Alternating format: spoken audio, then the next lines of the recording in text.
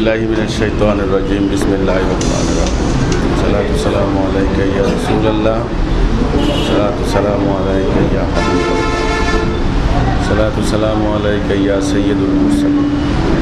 আল্লাহ রব্বুল আলামিন তিনি কোরআনে সূরা জুমারে এই কথাটা বলেছেন, তোমরা মনোযোগ সহকারে কথা শোনো, এর মধ্যে যেটা উত্তম সেটা গ্রহণ করো, খারাপ বর্জন করো।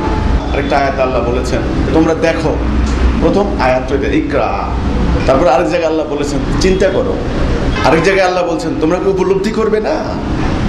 উপলব্ধি করবে কি দিয়া? আত্মা। তোমরা দেখো, শোনো, ব্রেইন দিছি চিন্তা ভাবনা করবা, হৃদয় দিছি উপলব্ধি করবা, যেটা ভালো সেটা নিবা, যেটা মন্দ সেটা প্রত্যাখ্যান। ন্যায় আর অন্যায়, ডান দিক বাম, কোন দিকে যাবে? এখন রাতের বেলা না দিনের বেলা? দিনের বেলা। সময় সম্পর্কে আপনি সচেতন, আপনার চেতনা জাগ্রত।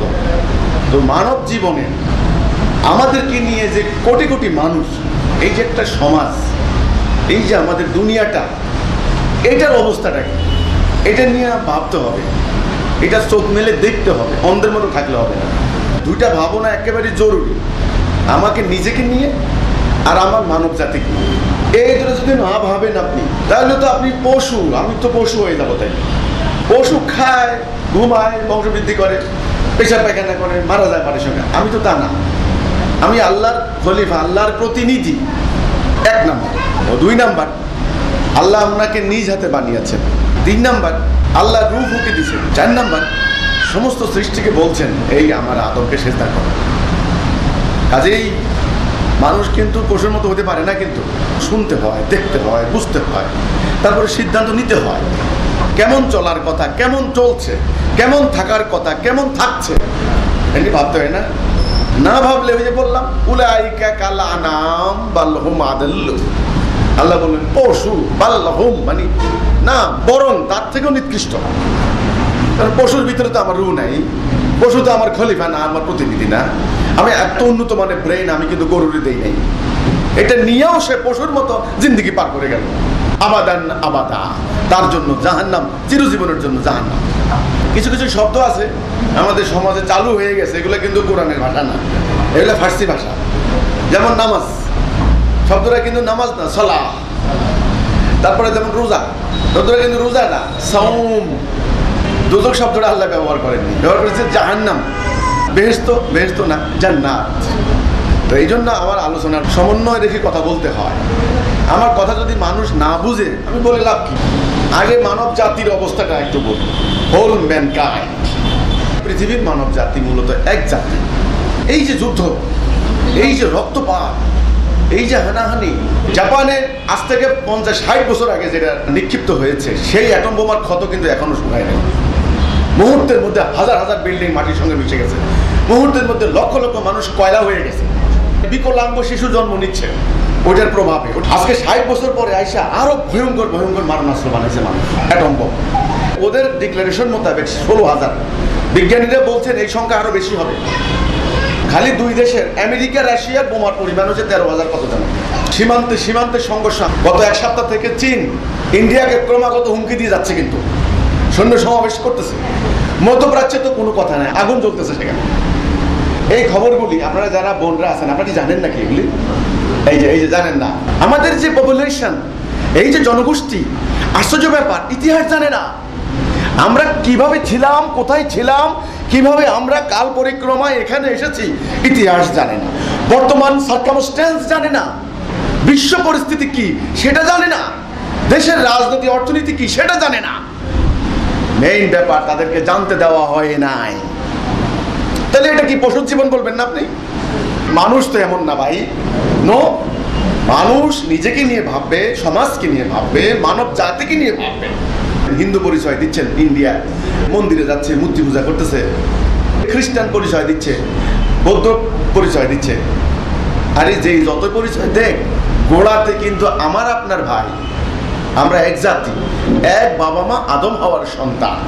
সূরা নেসার 1 নম্বর আয়াত আল্লাহ বলছেন, হে মানুষ, তোমরা আল্লাহকে ভয় করো। আমি তোমাদের একজনকে সৃষ্টি করেছি আগে, তার থেকে তার স্ত্রী মানে মা হাওয়া, এই দুইজনকে সৃষ্টি করেছি। এই দুইজন থেকে তোমাদের সবাইকে সৃষ্টি করেছি।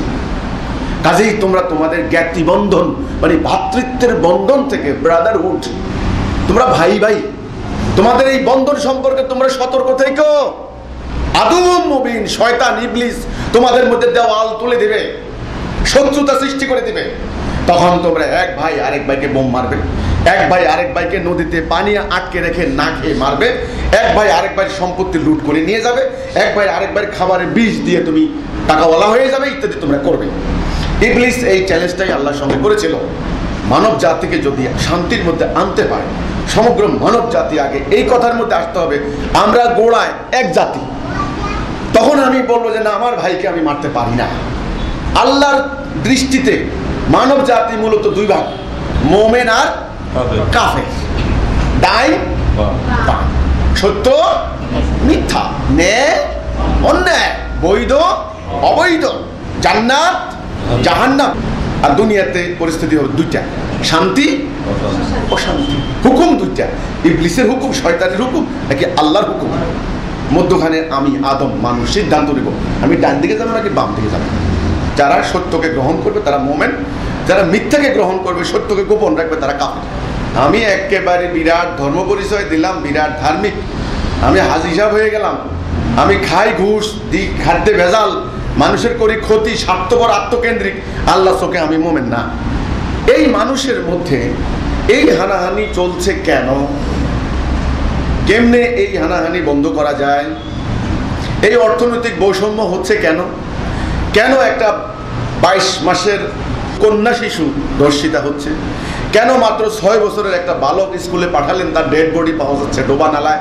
2টা বিশ্বযুদ্ধ করে 14 কোটি বনি আদম খুন হয়েছে, কোটি কোটি আহত বিকলাঙ্গ হয়েছে, কোটি কোটি নারী বিধবা হয়েছে, কোটি কোটি শিশু সন্তান পিতৃহারা মাতৃহারা হয়েছে। আপনারা আমরা যে মুসলমান দাবি করি, আল্লাহ বিশ্বাস করি, কোরআন বিশ্বাস করি, আমরা নবী বিশ্বাস করি, আমরা পরকালে জান্নাত যাব, এটা আমরা বিশ্বাস করি। আমি ফেসবুকে দেখি আমরা যেহেতু মুসলমান আমরা জান্নাত যাব আর দুনিয়ার সব জাহান্নাম যাবে, এরকম একটা কথা আছে। আফ্রিকা থেকে ইন্দোনেশিয়া পর্যন্ত অর্ধ দুনিয়া আমরা 150 কোটি মুসলমান, কোরআন বিশ্বাস করি, কোরআন পড়ি। ওকে, লিবিয়া ধ্বংস হয়ে গেছে, আজকে লিবিয়া গণকবর। লিবিয়াকে শাসন করে কোনো ঠিক নেই, কে কারে মারে, কার বাড়িতে কখন বোম পড়ে ঠিক নেই। ইরাক 20 লক্ষ বনি আদম মাটির সঙ্গে মিশে গেছে। ইরাকের গোরস্থান হেলিকপ্টার দিয়ে দেখা লাগে, এটা কত মাইল লম্বা হয়েছে, খালি গোরস্থান গোরস্থান, খালি কবর আর কবর। লেবানন, ইয়েমেনের দেখেন না খেয়ে বাচ্চাগুলো কঙ্কাল হয়েছে কেমনে। আফগানিস্তান, বিশ্বের সবচাইতে বড় পারমাণবিক বোমা নিক্ষিপ্ত হয়েছে আফগানিস্তানে। পাকিস্তানে গত সপ্তাহ একবার মসজিদে আত্মঘাতী হামলায় 100 কতজন লোক মারা গেছে। এই মুহূর্তে জাতিসংঘের হিসাব মোতাবেক 6.5 কোটি মানুষ উদ্বাস্তু। একটার পর একটা দেশ ধ্বংস করে দেওয়া হয় আমাদের। উদ্বাস্তু আমরা, অন্য জাতির কাছে ভিক্ষা করে বেড়াচ্ছি আমরা, না খেয়ে মরতেছি আমরা, নিজেরা মারামারি হানাহানি করতেছি আমরা। ব্যাপারটা কি? আমরা না আল্লাহর প্রিয় বান্দা? আমরা না জান্নাত যাব? যাদের দুনিয়াতে এই দুর্গতি, তাদের আখিরাতে কি অবস্থা হবে? আখিরাতে তাদের দুর্গতি হবে। এই কেন উত্তর আপনাদেরকে জানতে হবে। আমাদের আল্লাহ কয়জন? আমাদের রসুল কয়জন? আমাদের জাতি কয়টা ছিল? একটা।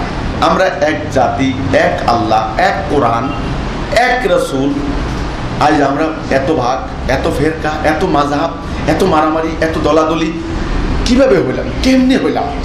আল্লাহ রসুল আমাদেরকে যেই জায়গায় রেখে দিয়ে গেছিলেন আমরা কি সেখানে আসি? যেই রাস্তায় রসুল উঠাই দিয়ে গেছেন সেখানে কি আমরা আসি? নাই, আমরা রাস্তা ত্যাগ করেছি। আল্লাহ রসুল আমাদেরকে এই পথে তুলে দিয়ে গেছেন, আমরা সবাই এখন এই পথে উঠেছি, আল্লাহর পথ ত্যাগ করেছি। তো আমরা যারা আল্লাহ রসুলের দেখানো পথ ত্যাগ করলাম, দুনিয়া জোড়া আমরা এই দুর্গতির মধ্যে পড়লাম, এখন আমাদের দুনিয়াও শেষ, আখিরাতও তো শেষ। এখন দুনিয়া তো কোনো রকম মায়ের লাতি গুতা খেয়ে, বোমার আঘাত খেয়ে মরলাম, পরকালে কি হবে? তাইলে পরকালে তো জান্নাতে যেতে পারবো না। আমরা বলেছি যে দেখো, তোমরা যে বর্তমানে মুসলমান দাবি করতেছ, তোমরা প্রকৃত মুসলমান না। তোমরা যে নিজেদেরকে মনে করো ইসলামের অনুসারী, তোমাদের এই ইসলাম আল্লাহ রসুলের রেখে যাওয়া সেই ইসলাম না। এই দুইটা কথা তোমরা প্রকৃত মুসলমান হইতা, প্রকৃত মুমিন হইতা, তাইলে পবিত্র কোরআনে আল্লাহ বলছেন কুনতুম খায়রা উম্মতি ইউখরাজু লিন-নাস, তোমরাই তো সেরা জাতি, তোমাদের উত্থান ঘটানো হয়েছে। তা'মুরুনা বিল মারুফ ওয়া তানহাউনা আনিল মুনকার, তোমরা সৎ কাজের আদেশ দিবে, এই যে ডান দিক, এবং অসৎ কাজ থেকে নিষেধ করবে, এই যে বাম দিক। অন্যায় অবিচার দূর করে তোমরা ন্যায় সুবিচার সাম্য স্থাপন করবে, অভাব থাকবে না, দারিদ্র থাকবে না, যুদ্ধ থাকবে না, মারামারি থাকবে না, তোমরা এটা স্থাপন করবে, বিধায় তোমরা শ্রেষ্ঠ জাতি। এবং কেমনে করবে সেটার জন্য তোমাদের জন্য একটা কিতাব দিলাম আমি, এবং সেই কিতাব কিভাবে প্র্যাকটিস হবে আমি একটা আদর্শ স্থাপন করে দিলাম আমার রাসূলকে। তাহলে তোমাদের কাছে একজন মডেল আছেন রাসূলুল্লাহ, একটা কিতাব আছে আল্লাহর পক্ষ থেকে পাঠানো, একটা গাইডলাইন দিছি আমি, তোমরা মুমিন উম্মতে মুহাম্মাদি, তোমরা নিজেরাও থাকবে শান্তিতে, অন্য মানব জাতিকেও শান্তি দেবে। আজকে তোমরা কি অবস্থা তোমাদের? কেন তোমাদের এই অবস্থা? এই অবস্থা তো হওয়ার কথা না। এই কথাটা বলার অপরাধ, আর কিচ্ছু অপরাধ নাই। তখনই ওনারা রাগে উত্তেজিত হয়ে, কি আমরা মুসলমান না, এত বড় কথা, এ কথা বলা তুমি কেন? তুমি মাদ্রাসা পড়ছো? আল্লাহ যাকে সত্য দিয়েছেন, আল্লাহ বলেননি কোথাও যে মাদ্রাসা পড়বো তাকে দেবো, যে কলেজ ভার্সিটিতে পড়বো তাকে দেবো না, বলছেন নাকি? যে কৃষক শ্রমিক মেথর বলে না, তাকেও তো আল্লাহ সত্য দিতে পারেন না। সত্য যিনি ধারণ করবেন তিনি সত্যবাদী, তিনি যেই হন না কেন। মায়েরা, বাবারা, আপনারা আমার এই কথাটাই শুনেন, কেন আমাদের এই অবস্থা? দ্বিতীয় প্রশ্ন হবে কিভাবে এটা থেকে উদ্ধার পাবো? সুস্থ সবল মানুষ আর রোগা মানুষ বুঝে যায় না। তাড়াতাড়ি হাসপাতাল নিলেন, দেখলেন কি হায় হায়, ডাক্তার বললো আরে ভাই ওনার তো লিভার সিরোসিস হয়েছে, কিডনি একটা ড্যামেজ, ব্রেনের সমস্যা হয়েছে, দাঁতগুলা গেছে গা, কানে শুনে না, চোখে দেখে না, চামড়ার উপরে ফোসকা হয়েছে, ওই লোক হাঁটতে পারে না, কোন রকম হামাগুড়ি দিয়ে চলে, এখন মারা যাবে কিছুদিন পর। এই হলো রোগীর অবস্থা। আমার উদাহরণটা বুঝতে হবে। তখন আপনি প্রথম প্রশ্ন করবেন এটা কেন হলো, কি কারণে হলো? তখন ডাক্তার বলবেন ভেজাল খাইবেন, তারপরে এই করবেন ওই করবেন, হবে না, বিষ খাওয়াতে এটা হয়েছে, এই করাতে এটা হয়েছে, এই করাতে এটা হয়েছে। তারপরে প্রশ্ন এবার করবেন ডাক্তার এখন কি করব, কেমনে রোগীকে বাঁচাবো? তিনটা জিনিস, সার্কামস্ট্যান্সেস, অবস্থা, পরিস্থিতি, রোগীর অবস্থা, অর্থাৎ আমাদের এই মানব জাতি, আমাদের মুসলমান নামক জাতি। আমি উদাহরণ দিলাম রোগী দিয়া, অবস্থা খুব ভয়াবহ, এখন মৃত্যু আসন্ন আমাদের। যদি এবার তৃতীয় বিশ্বযুদ্ধ লাগে কোনো মানুষ বাঁচবে না। এখন কেন হলো এটা, এটা আলোচনা করব, কেন এই রোগটা হলো, রোগটা হওয়ার কথা না। তৃতীয় প্রশ্ন হবে এই রোগ থেকে উদ্ধার পাওয়ার উপায় কি? এখন রোগী কি বাঁচাইতে চান না মেরে ফেলতে চান? আল্লাহ সিদ্ধান্ত নিলেন খলিফা বানাবেন, মালায়েকদেরকে ডাকলেন, ডেকে বললেন আমি সিদ্ধান্ত নিলাম খলিফা বানাবে, তোমরা কি বলো? ফেরেশতারা বলতেছেন যে বারে ইলাহি তুমি বানাবা, এরা তো মারামারি কাটাকাটি করবে, যুদ্ধ রক্তপাত করবে। আল্লাহ বললেন অসম্ভব রহস্য আমার জানা আছে, আমি জানি তোমরা জানো না, ওর ভিতরে রূহ ফুঁকে দিই, তোমরা সেজদা করবে সবাই। রূহ ফুঁকে দিলেন, বানালেন, আল্লাহ নির্দেশ দিলেন আদমকে সেজদা করো, সবাই সেজদা করলো, একজন করলো না, কে? ইবলিস। দেখেন আল্লাহ, আদম, ইবলিস, এই তিনটা সত্তা মনে রাখেন, কিন্তু মধ্যখানে আমি আদম, এদিকে আল্লাহর হুকুম ডান, এদিকে ইবলিসের হুকুম বাম, এদিকে ন্যায়, এদিকে অন্যায়, এদিকে একটা সিরাতুল মুস্তাকিম, এদিকে একটা দালালা, এটা হলো জান্নাত, এদিকে হলো জাহান্নাম। এই ইবলিস বলল আল্লাহকে তোমার এই আদমকে আমি তোমার দেওয়া পথ থেকে সরাবো, এই পথের ডাইনে বামে সামনে পিছনে ওত পেতে বসে থাকবো, ওখান থেকে আমি নিয়ে যাবো। আল্লাহ বললেন যা, তোকে কিয়ামত পর্যন্ত সুযোগ দিলাম, যাদেরকে নিবি তাদেরকে শুদ্ধ আমি জাহান্নাম ভর্তি করবো। ওখানে একটা চ্যালেঞ্জ হয়ে গেল। আল্লাহ বললেন যে ইবলিস যা, তোর অশ্বারোহী পদাতিক বাহিনী দ্বারা হামলা করো, আমি দেখবো, টেস্ট করবো কারা আমার পথে থাকে। জান্নাতে থাকতে দিলেন বাবা আদমকে, এর মধ্যে মা হাওয়াকে বানালেন, আদম থেকেই হাওয়াকে বানালেন, দুইজনে মিলে থাকতে লাগলেন। আল্লাহ বললেন তোমরা যা খুশি খাও, যেখানে ইচ্ছে যাও, একটা হুকুম খালি ওই গাছের নিকট যাবা না, হাজি সাজারাতা ফাতাকুনা মিনাজ জালিমিন, যদি যাও তাহলে তুমি জালেম হয়ে যাও। বাবা আদম থাকছেন, মা হাওয়া থাকছেন জান্নাতে। ইবলিস কি করলো, শয়তানি শক্তি হয়ে মাকে প্ররোচিত করলো। মা কি করলেন, বাবাকে, বাবা মা দুইজনে মিললে আল্লাহর হুকুমটা ভুলে গেলেন। অমান্য করলেন। তখন বাবা আদমের মনে পড়লো, বাবা আদম দোয়া করলেন, রাব্বানা যালামনা আনফুসানা ওয়া ইল্লাম তাগফির লানা ওয়া তারহামনা লানাকুনান্না মিনাল খাসিরিন। আল্লাহ আমি তো ভুল করে ফেলছি, আল্লাহ আমি জালেম হয়ে যাব, আমাকে তুমি ক্ষমা করে দাও। তখন আল্লাহ বললেন, ঠিক আছে আদম, তবে যে কর্ম করেছো তোমরা দুজনে আমার হুকুম অমান্য করে, তোমরা এইখানে আর থাকতে, এখান থেকে নামিয়ে যাও। কোথায় নামিয়ে আসলাম? এই দুনিয়াতে। তখন আল্লাহ বললেন যে আদম মনে রাখো, এই ইবলিস তোমার বংশধরের প্রকাশ্য শত্রু, সে চ্যালেঞ্জ দিয়েছে, সে তোমার বংশধরকে এই পথ থেকে সরাবে। তো আমি তোমাকে নিশ্চয়তা দিলাম, ফাইম্মা ইয়াতিয়ান্নাকুম মিন্নি হুদা ফামান তাবিআ হুদায়া ফালা খাউফুন আলাইহিম ওয়া লাহুম ইয়াহজানুন। আমি পথ দেখাবো, যুগে যুগে আমি হেদায়া দেব, ওই পথে যারা থাকবে তাদের কোনো ভয় নাই, তারা কোনো চিন্তিত হবে না। এখন দুনিয়াতে পথ কয়টা হইল? দুইটা, একটা আল্লাহর পথ, একটা ইবলিসের পথ। আপনার বীজ লাগাইবেন যেটা, সেই মোতাবেক ফল হবে। হুকুম যার মানবেন সেই মোতাবেক ফল হবে।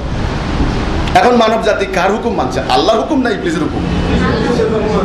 শয়তানের হুকুম, ইবলিসের হুকুম, আল্লাহর হুকুম চলছে না।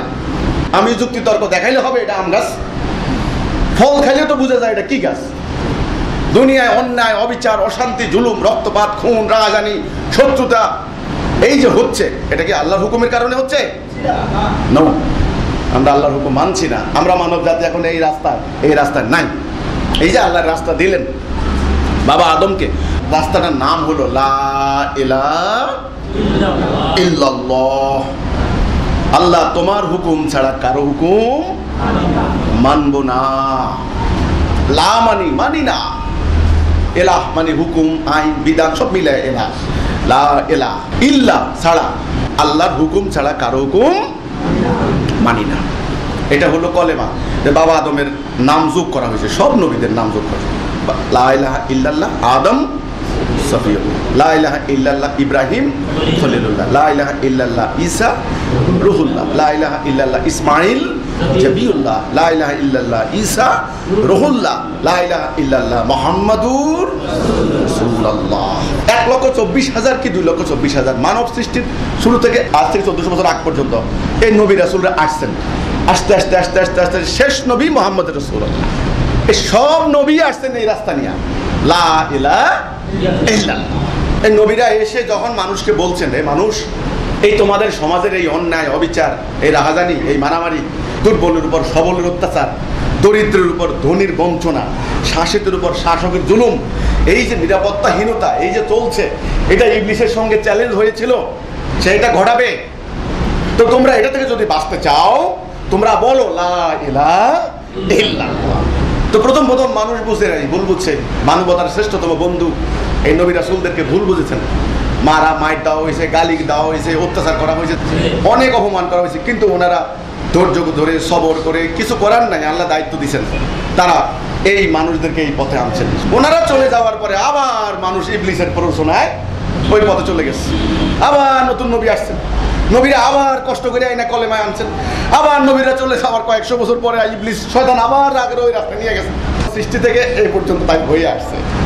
এই হতে হতে আজ থেকে 1400 বছর আগে বাবা আব্দুল্লাহর ঔরসে মা আমিনার গর্ভে জন্ম নিলেন মরুদুল আল সৈয়দুল মুরসালিন খাতামুন নবী রহমাতাল লিল আলামিন হুজুর আকরাম সাল্লাল্লাহু আলাইহি ওয়াসাল্লাম। জন্ম হওয়ার পর অন্যান্য মানুষের মতোই উনি বিয়ে শাদী করলেন, ঘর সংসার করলেন, সন্তানাদি হচ্ছে, কিন্তু তিনি অন্য মানুষের মতো ছিলেন না। তিনি ভাবতে লাগলেন সমাজের কথা, ভাবতে লাগলেন মানুষের কথা। তিনি ভাবতেন মানুষের সমাজে এমন হবে কেন? একটা মেয়ে মানুষকে জিন্দা কবর দেওয়া হচ্ছে, কোনো প্রতিবাদ নাই। মানুষ উলঙ্গ হয়ে হজ করছে, কোনো প্রতিবাদ নাই। ইজ্জত নাই, সম্মান নাই, খাবার নাই, অজ্ঞান হয়ে পড়ে থাকছে রাস্তার পাশে। এমন হবে কেন? বংশ পরম্পরা এই গোত্র ওই গোত্র হামলা করে যুদ্ধ চালাচ্ছে, মূর্তির সামনে পড়ে একদম সেজদা করছে। এই কাঠ পাথরের মূর্তি তাকে কি দিবে? সমাজের পুরোহিতরা ব্যবসা করে খাচ্ছে, ধর্মের ব্যবসা। সমাজ তো এমন হওয়ার কথা ছিল না। দুর্বলের উপর সবলের অত্যাচার কেন? ওয়াই কেন? এখান থেকে কি বাঁচার কোনো পথ নাই? এইভাবে কি মানুষ শেষ হয়ে যাবে? ওনার ভিতরে সেই জাগ্রত আত্মা, আরো জাগ্রত করার চেষ্টা করলেন। নীরবে নিবৃত্তে জনমানুষ থেকে আলাদা হয়ে হেরা গুহায় গিয়ে তিনি ভাবতে লাগলেন, কেমনে মুক্তি, কেমনে, কিভাবে বাঁচা, কোন পথ, কিভাবে পথ আসবে। আম্মা খাদিজা মাঝে মধ্যে খাবার টাবার দিয়ে আসতেন কষ্ট করে পাহাড় ডিঙ্গিয়ে। আব্বারা যখন সমাজ নিয়ে ভাববেন তখন আম্মাদের সহযোগিতা করতে হবে। দুইজনের সম্মিলিত সহযোগিতাই মানব জাতি শান্তি পাবে, ইবলিসের হাত থেকে বাঁচবে। কারণ দুইজনের সম্মিলিত অবাধ্যতায় আজকে আমরা এখানে এসেছি। দুইজনে মিলিয়ে ইবলিসকে পরাজিত করতে হবে। আমার নবীজির বয়স যখন 40 বছর পূর্ণ হলো, একদিন হেরা গুহায় আবির্ভূত হলেন জিবরাইল আমিন। প্রথম আয়াত, ইকরা বিসমি রাব্বিকাল্লাযী খালাক, খালাকাল ইনসানা মিন আলাক। রাসূল বলছেন, আমি তো পড়তে জানি না। পড়ো। আবার বলছেন, পড়তে জানি না। তখন ওনাকে আলিঙ্গন করা হলো, উনি সব কিছু বুঝতে লাগলেন। শুরু এখান থেকে আসলেন, জ্বর উঠে গেল ভয়ে। আম্মা খাদিজা তখন ওনাকে কাপড় দিয়ে ইয়ে করে রাখলেন। ওরাকা বিন নফলের কাছে নিয়ে গেলেন, কি হয়েছে কি হয়েছে। তখন ওনাকে আশ্বস্ত করলেন যে আপনি ভয় পাবেন না, ইনি হচ্ছেন তিনি পূর্ববর্তী নবীদের উপর যিনি ওহী নিয়ে এসেছেন। আপনি নবী। আহারে, আমি যদি থাকতাম সেদিন পর্যন্ত যেদিন আপনার দেশবাসী আপনাকে বের করে দেবে। এই কথা শুনে আমার নবীজি বললেন, কেন কেন আমাকে বের করে দিবে কেন? দেখেন এই কাজের পরিণতি কি, তখনও তিনি জানতেন না যে মানুষ, উনি স্বাভাবিক কথা, ওনারা সবাই ভালোবাসে, সবাই আদর করে। আলামিন আস-সাদিক, কুরাইশ বংশের সম্মানিত বংশের সবচেয়ে বিশ্বস্ত পুরুষ বললেন যে অতীতের নবীদের উপর এটা হয়েছে, সত্য বলার কারণে ইবলিসের অনুসারীরা এই সত্যবাদীদেরকে এটা করেছে, আপনার উপরও এটা হবে। যাই হোক, ওখান থেকে আসলেন। তারপরে তিনি কি করলেন, পুরো মক্কার লোকদেরকে ডাকলেন, ডেকে বললেন, আপনারা আসেন সবাই, মহাবিপদ, বিপদ। সবাই বলল, আলামিন আস-সাদিক, মোহাম্মদ তো কখনো মিথ্যা কথা বলে না রে, নিশ্চয়ই কোনো বিপদ হয়েছে, চল চল, কি বিপদ একটু দেখি। গেলেন সবাই, সিরি সাফা পাহাড়ের পাদদেশে সবাই দাঁড়ালো, উনি একটু উঁচু জায়গায় দাঁড়ালেন। দাঁড়িয়ে বললেন যে, হে মানুষ, তোমাদের বিপদ ঘনিয়ে আসছে, তোমরা এটা থেকে বাঁচার জন্য তোমরা বলো লা ইলাহা ইল্লাল্লাহ। এই কথাটাই বলেছেন, আর অন্য কোনো কথা বলেননি। তিনি বলেননি মক্কার সব জমি আমারে দিয়ে দিবা, তিনি বলেননি মক্কার ক্ষমতা কালকে থেকে আমার, জ্বালাও পোড়াও চলবে না হলে, কিচ্ছু বলেননি। শুধু বলছেন লা ইলাহা, তোমরা আল্লাহর হুকুম ছাড়া কার হুকুম। এই কথা বলার সাথে সাথে মুরগির রান দিছিল, সালাম আলাইকুম হুজুর, সালাম দিছিল। প্রথম গালি, তাব্বা আলাকা ইয়া মোহাম্মদ, হে মোহাম্মদ ধ্বংস হোক। তারপরে পাথর নিক্ষেপ, মায়ের একজন লোক ডেড, ওখানে শহীদ হয়ে গেছে একজন। সেখান থেকে শুরু হলো কলেমার যাত্রা। আল্লাহ রসুল পাক সাল্লাল্লাহু আলাইহি ওয়াসাল্লাম আস্তে আস্তে এই কলেমার বালাক দিতে লাগলেন। লা ইলাহা ইল্লাল্লাহ মুহাম্মদুর রাসূলুল্লাহ, এটা হলো তাওহীদ। এটা একটা হাদিস। ওখানে বলা হয়েছে আমরুকুম বিখামসিন ওয়াল্লাহু আমারানি বিহিন্না। খামস, ওখানেও খামস, আমরুকুম বিখামসিন, আল্লাহ আমাকে 5টি কাজের আদেশ দিয়েছেন, আমি তোমাদেরকে দিয়ে গেলাম। এই যে ঐক্যবদ্ধ হবা, শৃঙ্খলা হবা, আনুগত্য করবা, হিজরত করবা, জিহাদ করবা, এই 5টা। আবার এখানে বলছে বুনিয়াল ইসলামে আলা খামসিন, ইসলামের বুনিয়াদ 5টা। তাওহীদ, লা ইলাহা ইল্লাল্লাহ, সালাহ, কিমুস সালাহ, ওয়া আতাউজ যাকাত, হজ্জাল বাইত, সাওম রমাদান। আমরা শিয়াও ছিলাম না, সুন্নিও ছিলাম না, হাম্বলিও ছিলাম না, হানাফিও ছিলাম না, আহলে হাদিস, আহলে বাইত, এই তরিকা ওই তরিকা, এই মাযহাব ওই ফিরকা, নিজেরা মারামারি কাটাকাটি করতে করতে এখন আমরা শেষ হয়ে যাচ্ছি। আমাদের নবী করিম সাল্লাল্লাহু আলাইহি ওয়াসাল্লাম, তিনি মক্কার, ওনার নবুয়তি জিন্দেগি 23 বছর, মক্কার 13 বছর, মদিনার 10 বছর। এই 23 বছর জীবনে তিনি 13টা বছর খালি কলেমা লা ইলাহা ইল্লাল্লাহ। ওই সময় নামাজের কোনো হুকুম আইছিল না, রোজার হজের আসে না, খালি কি তাওহীদ। মান কালা লা ইলাহা ইল্লাল্লাহ ফাদাখালাল জান্নাহ, যে বলল লা ইলাহা ইল্লাল্লাহ সে জান্নাত যাবে। মানব জাতি এই রাস্তায় উঠেছে, সবাই তাদেরকে টেনে আগে এই রাস্তায় আনি, তারপরে আমল করুক। একটা বিল্ডিং ডিনামাইট দিয়েও আছে, যে কোনো সময় বিস্ফোরিত হয়ে বিল্ডিংটা ধ্বংস হয়ে যাবে। ওখানে কি আপনি সুন্দর জামা কাপড় পরবেন না ওখান থেকে আগে বাইরে বেরোবেন? রাসূলুল্লাহ বলছেন আগে ওখান থেকে বাইরে নিরাপদ জায়গায় ভালো বিল্ডিংয়ে উঠো, তারপরে তুমি সুন্দর জামা কাপড় পরো, অসুবিধা নেই। রাস্তা কিন্তু 2টা, সিরাতুল মুস্তাকিম। আপনারা আলহামদুলিল্লাহ সূরার মধ্যে পড়েন না, ইহদিনাস সিরাতাল মুস্তাকিম, আল্লাহ আমাদেরকে সোজা পথে পরিচালিত করো, এই পথ। গায়রিল মাগদুবি আলাইহিম ওয়ালাদ-দাল্লিন, যারা অভিশপ্ত হয়েছে, ভুল পথে আমাদেরকে নিও না। এই 13 বছরের পর্বে কি হয়েছে? অনেক মার, দৌড়, অপমান, নির্যাতন। একটা দিন রাসূলুল্লাহ শান্তিতে ঘুমাতে পারেন নাই। উঠে নাড়ি বুড়ি চাপিয়ে দেওয়া, হত্যা করার ষড়যন্ত্র করা, আঘাতে আঘাতে জর্জরিত করা। 3.5 বছর শিয়াবে আবু তালেবের বন্দিখানায় পাহাড়ের মধ্যখানে রাখছেন। দিনের বেলায় প্রখর রোদ, রাতের বেলা ঠান্ডা। না খেয়ে, বুকের দুধ না পেয়ে ছোট ছোট বাচ্চারা মারা গেছে চোখের সামনে, বৃদ্ধরা না খেয়ে মারা গেছে, তরুণরা হাড্ডিসার হয়ে গেছে। কলেমা ভাই এমনি এমনি এখানে আসে নাই। নবী করিম সাল্লাল্লাহু আলাইহি সাল্লাম হতাশ হলেন না, নিরাশ হলেন না, মন ভাঙলেন না, আল্লাহর উপরে সবর করে তিনি ঐক্য করতে লাগলেন। তখন একটা ছোট্ট জাতি হলো, ঐক্যবদ্ধ হলো। ওই জাতির নাম কি? উম্মতে মুহাম্মাদি। কিসের উপর ঐক্য হলো? কলেমার উপরে। আয়েশাই বলছেন যে ইয়া রাসূলুল্লাহ, আমি বুঝি নাই এতদিন, এখন বুঝলাম, ওই পথ ভুল, আমি আপনার পথে আসলাম। আমি বললাম লা ইলাহা ইল্লাল্লাহ মুহাম্মাদুর রাসূলুল্লাহ। যারা এই কলেমায় ঐক্য হবেন তারাই হবেন মুমিন। তাদের জন্য হলো 2 নাম্বার। নামাজ কার জন্য? যাকাত কার জন্য? হজ কার জন্য? মুমিনের জন্য। বান্দা তো গুনাহ করবে, মানুষ তো গুনাহ করবে, ইবলিস লাগা আছে না, তো গুনাহ মাফ করবেন কার? মুমিনের। জান্নাত কে যাবে? মুমিন। আল্লাহ অভিভাবক কার? মুমিন। আল্লাহ রসুল আমাদেরকে মুমিন করে একটা জাতি করে সেই জাতিটার শৃঙ্খলা আনলেন। আরবের সমাজে বিশৃঙ্খলা ছিল, শৃঙ্খলা হয়ে গেল। আনুগত্য করতো না কেউ কারো। তারা রাসূলুল্লাহর আনুগত্য করলো, আল্লাহর আনুগত্য করলো। অন্যায় অবিচার থেকে, শিরক কুফর থেকে হিজরত করলো, অন্যায়ের বিরুদ্ধে জিহাদ করলো, সংগ্রাম করলো, জান মাল উৎসর্গ করলো। এই কর্মসূচিতে জাতি আসলো। তারপরে সেই জাতি যেন ঠিক থাকে, তাদের মধ্যে সালাহ হলো, 5 ওয়াক্ত দৈনিক এক জায়গায় একত্রিত হয়ে যাকাত দেওয়া শুরু করলো, যেন ধনী দরিদ্রের ব্যবধান মুছে যায়। হজ করলো বছরে একবার, যেন ভ্রাতৃত্বের বন্ধন হয়, খোঁজ খবর রাখে। রোজা রাখা শুরু করলো, অর্থাৎ তার প্রশিক্ষণ। এইভাবে ওই মুমিন জাতির শারীরিক, মানসিক, আধ্যাত্মিক প্রশিক্ষণের জন্য এই আমলগুলির ব্যবস্থা করলেন। আগে তো 1 নাম্বার। শূন্য দেন কত? একটা শূন্য দেন কত? একটা শূন্য দেন কত? একটা মুছে ফেলেন। শূন্যের দাম আছে। আমলের আগে হচ্ছে ইমান। 2টা পার্ট, ইমান, আমল। আপনাকে জান্নাতে নিবে কিসে? আমলে না ইমানে? ইমানে। তাহলে আমল করবেন না? আমল করবেন জান্নাতের স্তর। আরে আপনারা দেখেন না, 10 তলা একটা বিল্ডিং, 2 তলায় খুব একেবারে ফার্নিচার, 3 তলা একেবারে টাইলস টুলস দেওয়া, এসি টেসি। এই যে যার যার ভাড়া মোতাবেক, টাকা মোতাবেক সেই স্তরে থাকে নাকি? আর ধরেন আমার ভাড়া কম, গরিব মানুষ, আমি নিচতলায় থাকি।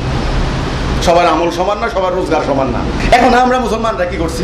আমরা এই নামাজ নিয়ে, এগুলো নিয়ে ব্যস্ত, কলেমা নাই। আল্লাহ রসুল সমাজটাকে কি করলেন? পাল্টাই দিলেন। কেমন পাল্টাইলেন? শত্রু ছিল, ভাই হয়ে গেল। ইন্নামাল মুমিনিনা ইখওয়াতুন, সমস্ত মুমিন কি ভাই ভাই। আল্লাহ বলেছেন তারা ভাই হয়ে গেল। 1 নাম্বার। 2 নাম্বার, তাদের মধ্যে অনৈক্য, হানাহানি ছিল, তারা ঐক্য হয়ে গেল। তারা স্বার্থপর ছিল, তারা মানবতার কল্যাণকামী হয়ে গেল, অন্যের জন্য সবকিছু। ভীরু কাপুরুষ ছিল, তারা সাহসী হয়ে গেল। তাদের মেয়েদের কোনো সম্মান ছিল, ওই যে মেয়ে মানুষ কবর দিত, সেই মেয়ে মানুষ সম্মানিত হলেন। আল্লাহ রসুল তাদেরকে নিয়ে জিহাদের মাঠে গেলেন, জুম্মার দিনে, হজের ময়দানে, ঈদের মাঠে, হাসপাতাল নির্মাণে মেয়েরা ভূমিকা রাখলো, সম্মান লাভ করলো। অশ্লীলতা, বেহায়াপনা ছিল, ওই যে লঙ্গয় হজ করতো, রাসূলুল্লাহ অশ্লীলতা দূর করে দিলেন। ক্ষুধার যন্ত্রণায় পড়ে থাকতো, হযরত আবু হুরায়রা থেকে বর্ণিত হাদিস। সেই জাতি এমন সমৃদ্ধ হলো, খাবার নেওয়ার মতো কোনো লোক নাই। এটার নামই হলো ইসলাম। ইসলাম মানে কি? শান্তি। ভাই লেবাস ইসলাম না, মানুষের মধ্যে অন্যায় নেই, অবিচার নেই, জুলুম নেই, রক্তপাত নেই, রাহাজারি নেই, খুন নেই। রুহামাউ বাইনাকুম, দয়ায়, মায়ায়, সহযোগিতায়, সহমর্মিতায়। একজন বিপদে পড়লে 10 জন আগায় যায়, একজন কষ্ট পাইলে 10 জন করে আহারে আহারে কষ্ট পাইছে। একজনে না খেয়ে থাকলে 10 দিক থেকে খাবার দেওয়া হবে। দিনের পর দিন আপনি হেঁটে যাবেন একা, স্বর্ণ অলঙ্কার পরিহিত অবস্থায়, মেয়ে মানুষ, কোনো ভয় নাই। ইজ্জত হারানোর, সম্পদ হারানোর কোনো ভয় নাই। এটার নাম হলো ইসলাম। এই ইসলাম আছে এখন। নবী করিম সাল্লাল্লাহু আলাইহি সাল্লাম আরবের মধ্যে শান্তি প্রতিষ্ঠা করে দিয়ে তিনি চলে গেলেন। বাকি পৃথিবীতে তিনি কিন্তু অঞ্চলের নবী না, উনি একটা পরিবারের নবী না, উনি কি বিশ্ব নবী। কোরআনে আল্লাহ বলছেন, তুমি বলো, কুল ইয়া আইয়ুহান নাস ইন্নী রাসূলুল্লাহি ইলাইকুম জামিয়া, হে মানব জাতি আমি তোমাদের সবার জন্য আল্লাহ রাসূল। পুরো মানব জাতিকে শান্তি দেওয়াই হচ্ছে রাসূলুল্লাহর উপরে আল্লাহর দায়িত্ব। এই জন্য ওনার টাইটেল কি? রাহমাতাল লিল আলামিন, সমস্ত মানুষের জন্য রহমত স্বরূপ। যে মানুষ আস্তিক না নাস্তিক, হিন্দু না বৌদ্ধ দেখার বিষয় না, মানুষ কিনা। নবীজি এই তাওহীদ আর এই কর্মসূচি, এই আমল তিনি প্রতিষ্ঠা করে দিয়ে চলে গেলেন ধরেন আরবে 12.5 লক্ষ বর্গ মাইল এলাকায়। নবী চলে যাওয়ার পর নবী সাহাবীরা করলেন আরো অনেক অর্ধ দুনিয়া, এখানে ধরেন হলো 60-70 বছর। ওই যে আবু বকর রাদিয়াল্লাহু তাআলা, আবু বকর ইন্তেকাল করলেন 2 বছর পরে, আরো জাতি বাড়লো। আবু বকরের পরে কে? হযরত ওমর, ওমরের পরে হযরত ওসমান রাদিয়াল্লাহু আনহু, ওনার সময় 10 বছর আরো বাড়লো। এভাবে বাড়তেছে বাড়তেছে, দেখেন সময় গেছে না 90 প্রায় 100 বছর, এর বেশি না। এই বাকি পৃথিবীর হয়ে গেল না এখনো, এই শান্তি প্রতিষ্ঠার কাজ হয়ে গেল।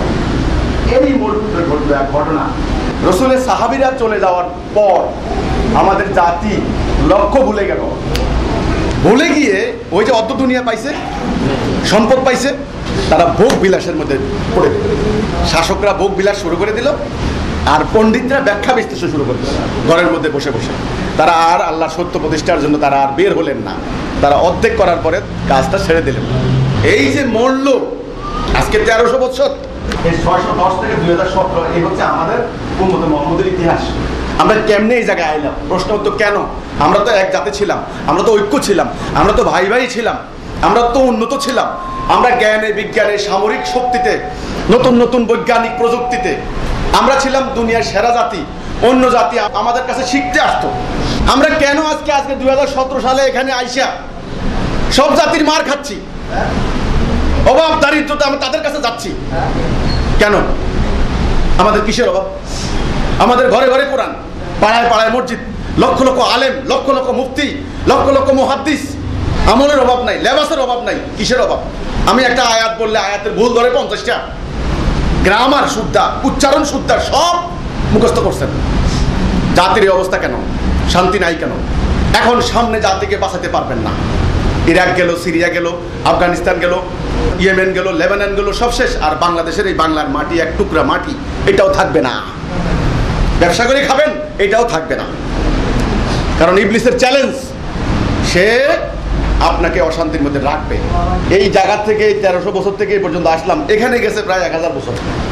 এই সময় এসে আমরা নবীজি আর নবী সাহাবীরা 80 কি 100 বছর এই জায়গাটুকুর মধ্যে ওনারা ঐক্য ছিলেন, শৃঙ্খলা ছিলেন, আনুগত্য ছিল, হিজরত ছিল, সংগ্রাম ছিল, তাওহীদের মধ্যে ছিলেন। তারপরে আমরা এই পথ হারানো শুরু করলাম। একটা বট গাছ মারা গেলে, গোড়া কেটে দিলে, এটা কি একদিনই পড়ে যায় নাকি? একদিনই পড়ে যায়?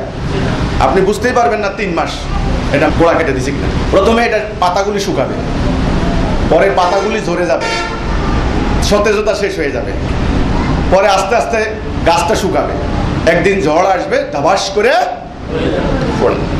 ওই যেদিন উম্মতে মুহাম্মদী সত্য প্রতিষ্ঠা ত্যাগ করলো, মানবতা প্রতিষ্ঠা ত্যাগ করলো, যেই জাতি হযরতে বেলালের মতো কৃতদাসকে কাবার উপরে উঠালেন, মানুষের ঘরে ভাত ছিল না, ভাত দিলেন, অবিচার দূর করে ন্যায় বিচার প্রতিষ্ঠা করলেন, ধর্নাঢ্য নারী চুরি করলো, চুরির শাস্তি দেওয়ার জন্য রাসূলুল্লাহ সামনে আনলো।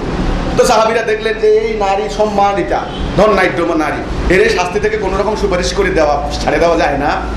রাসূলুল্লাহর কাছে সুপারিশ করার পরে রাসূলুল্লাহ এত রাগ করলেন, বললেন এই অতীতের উম্মাহ এইভাবে সম্ভ্রান্ত মানুষদেরকে শাস্তি দিত না, দরিদ্র দুর্বলদেরকে শাস্তি দিত, ফলে তারা ধ্বংস হয়ে গেছে।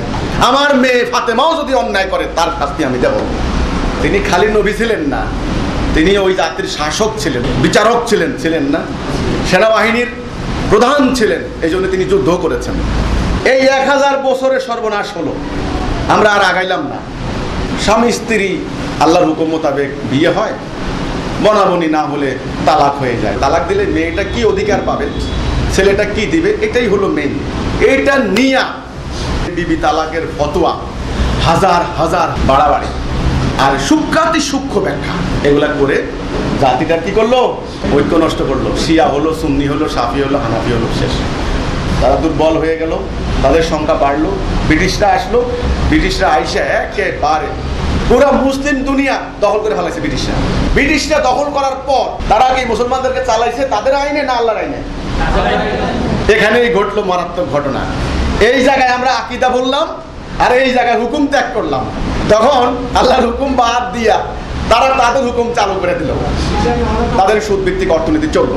এই যে আজকের এই কামড়া কামড়ির রাজনীতি, সরকারি দল বিরোধী দল, খুনাখুনি, এগুলো কার? আল্লাহ রসুলের, সেই উপনিবেশিক যুগের। আমরা তো এখনো তাদের তৈরি করা হুকুম, তাদের তৈরি করা অর্থনীতি, তাদের তৈরি করা সমাজনীতি, তাদের তৈরি করা রাজনীতি, সবই তো আমরা তাদেরটাই মানছি। আমরা কেমনে তারপরেও মুসলমান থাকি? মসজিদ বানাচ্ছেন, নামাজ পড়বেন, ওকে। মাদ্রাসা ভর্তি হচ্ছেন, সূরা কেরাত সহিহ শুদ্ধ করছেন, অজু গোসল করতেছেন, নামাজ। আরে ওটা তো 2 নাম্বার। আমরা তো 1 নাম্বার ত্যাগ করেছি কয়েকশো বছর আগে। তাহলে আমরা কি মোমেন থাকি? মুসলিম থাকি? আর সংগ্রাম ত্যাগ করার কারণে উম্মতে মুহাম্মদী থাকি? তাই আমরা মোমেনও না, মুসলিমও না, উম্মতে মুহাম্মদী না, তাহলে আমরা কি? ওমান লাম ইয়াহকুম বিমা আনজালাল্লাহু ফাউলাইকা হুমুল কাফিরুন।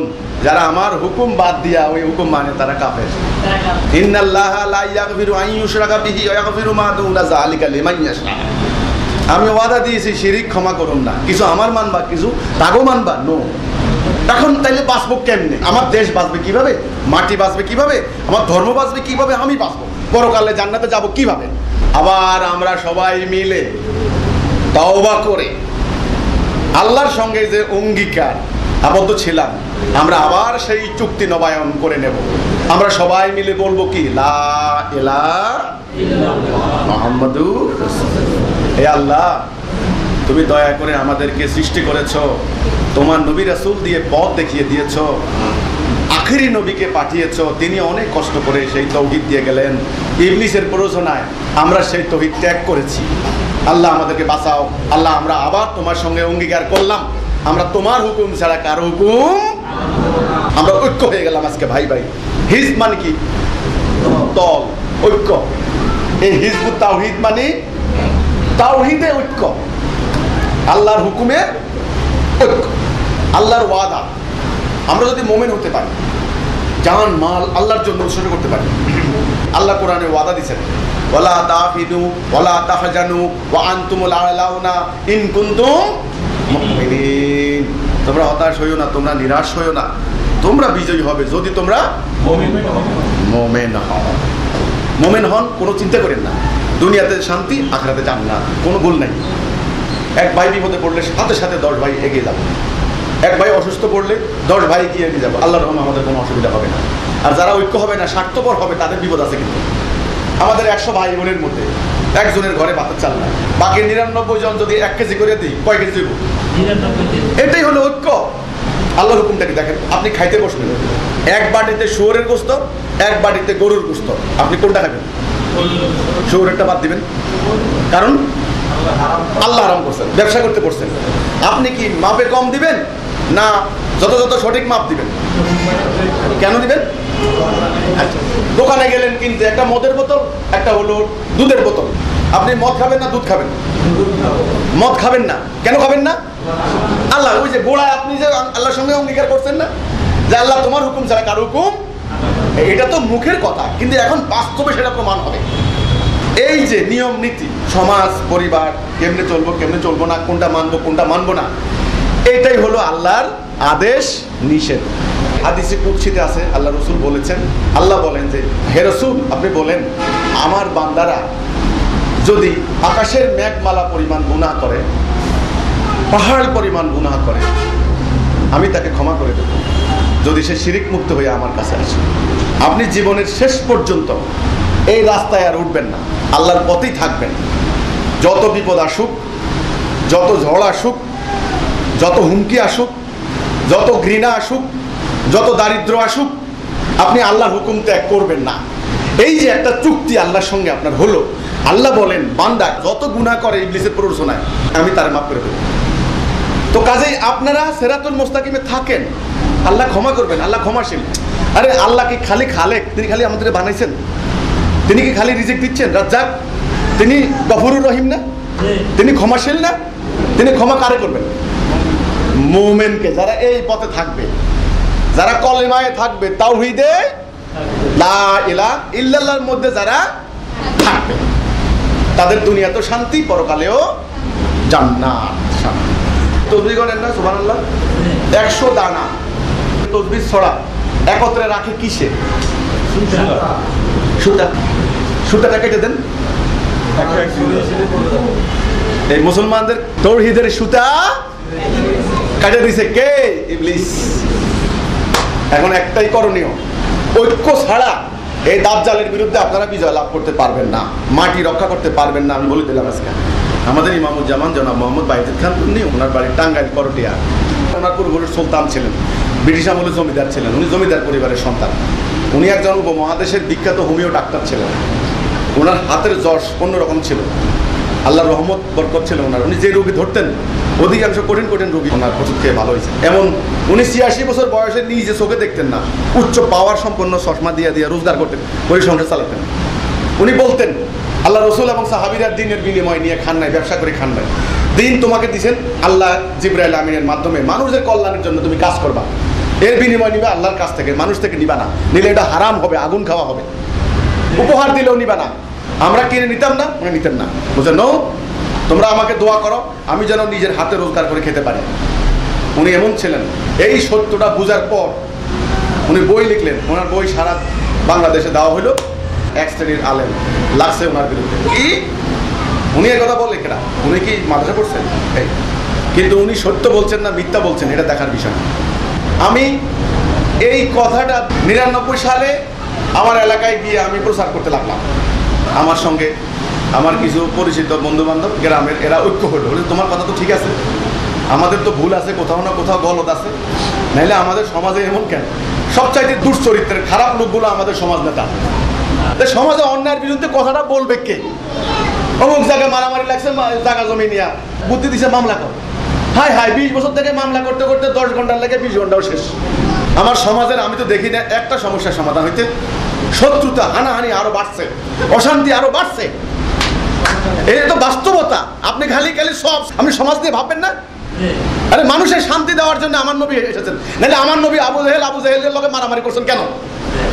তখন আমি এই কথাটাই বললাম যে এই সমাজের মানুষ, আপনারা আল্লাহর কলেমায় নাই, আপনারা নামাজ পড়েন ঠিক আছে, আপনারা হজ করেন ঠিক আছে, আপনারা যাকাত দেন ঠিক আছে, কিন্তু আপনারা ঈমানের মধ্যে নাই।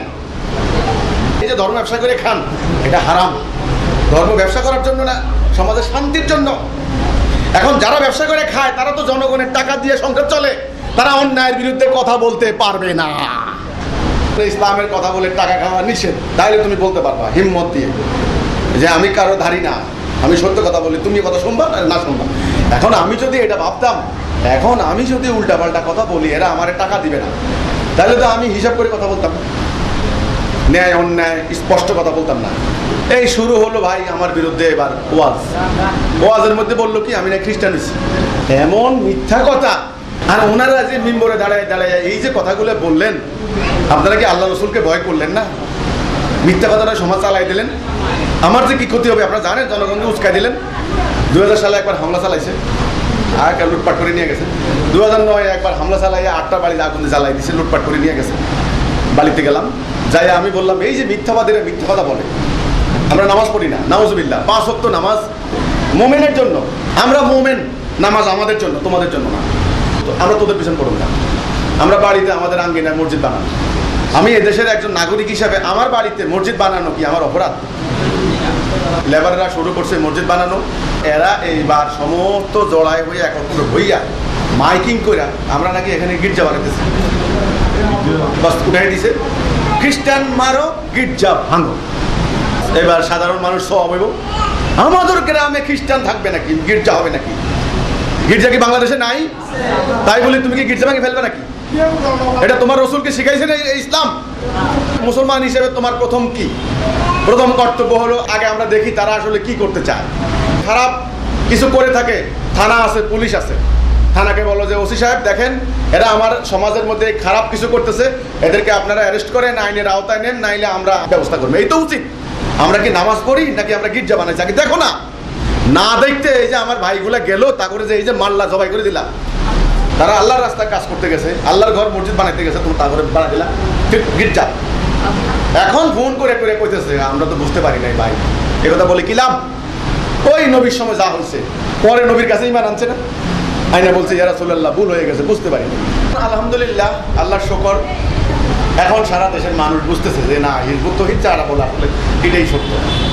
আমরা যে কলেমায় নাই, এই যুক্তিতে যখন পারে না, এইবার বলে কি হয়তো তোমরা নারী পুরুষ একসঙ্গে মিটিং করো কেন, তোমরা লেবাস রাখো না কেন, নারী পুরুষ একসঙ্গে সালা করি, মানে নামাজ পড়ি, একসঙ্গে মিটিং করি। এটা আমি দেখবো আমার রসুল করেছেন কি করেছেন না।